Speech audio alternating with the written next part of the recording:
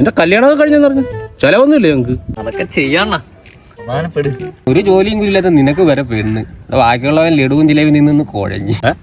അതെങ്ങനെ? എല്ലാ ഞായറാഴ്ച പെണ്ണ് കാഴ്ച തന്നെ. ഒന്നും പറയണ്ടണ്ണ, പെണ്ണ് ചോദിച്ചില്ലാത്ത എല്ലാം സർക്കാർ ശമ്പളക്കാരെ മതി. എന്നിട്ട് പിന്നെ ഒന്നും നോക്കിയില്ലണ്ണ, സർക്കാർ ശമ്പളം കിട്ടുന്ന ജോലി അങ്ങ് സെറ്റാക്കി.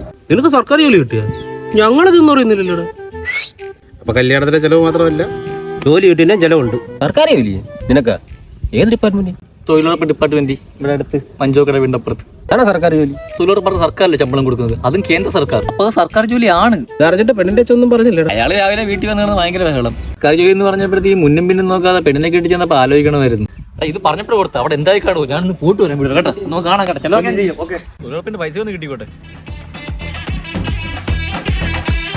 മെമ്പറേ, നാളെ അവിടെ തൊഴിലുറപ്പ്.